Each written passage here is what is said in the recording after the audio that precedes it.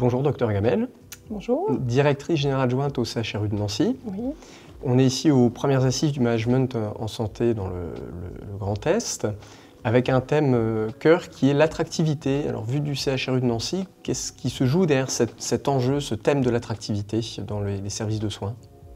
Alors, voilà, l'attractivité est bien sûr un sujet brûlant dans les hôpitaux au sens large et en particulier au CHU de Nancy en ce qui nous concerne.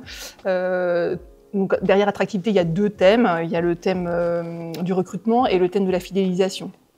Donc c'est vrai que nous, on a vraiment un enjeu majeur, tant pour, on a pas mal de postes vacants, pour diminuer le nombre de postes vacants, notamment en termes de recrutement, mais aussi diminuer les départs, donc en lien avec la fidélisation.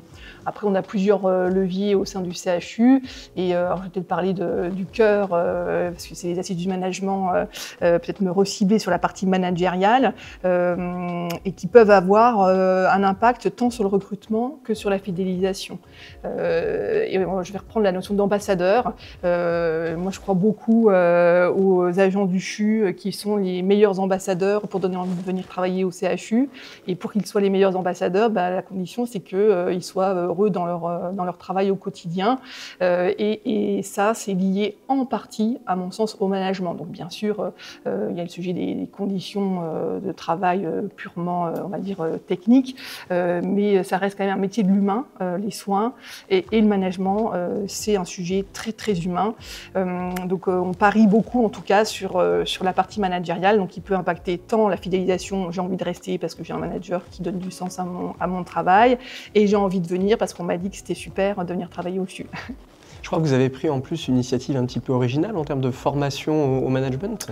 Alors c'est vrai qu'on avait fait ce constat, encore une fois, on a une antériorité sur un parcours managérial au CHU qui existe depuis plusieurs années, qui était extrêmement clair, mais c'est vrai qu'il n'était pas forcément impactant dans les pratiques managériales après les formations. Et on s'est dit, qu'est-ce qu'on peut apporter pour qu'il y ait un vrai impact comportemental sur les managers suite à la formation?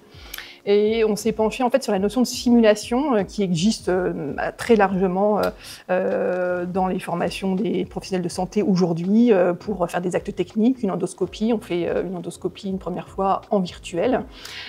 Après, ça s'est ouvert aussi sur, par exemple, l'annonce des mauvaises nouvelles. Donc, on était déjà sur un peu cette approche comportementale. Qu'est-ce qui fait qu'en simulation, je vais annoncer des mauvaises nouvelles différemment. Il y a vraiment, et c'est vraiment la simulation apporte quelque chose, vraiment une marge supplémentaire pour impacter le comportement des personnes individuellement. Et donc on s'est dit, pourquoi pas allier la simulation aux formations managériales.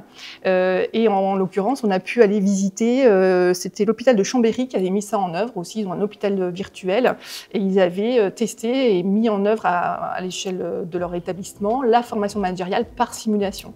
On l'a testé, on a trouvé ça génial, et puis on l'a fait à notre sauce au sein du CHU de Nancy, et du coup on a créé notre module qu'on appelle Ciment. Ciment, donc avec bien sûr l'approche du liant entre les différentes personnes, et puis Siman, S-I-M-A-N, pour simulation managériale. Eh bien, il reste à évaluer les résultats dans le moyen long terme. Exactement. En tout cas, on va suivre ça de près. Merci pour votre témoignage. Et merci de m'avoir convié. Merci, Dr Gamel. Belle journée.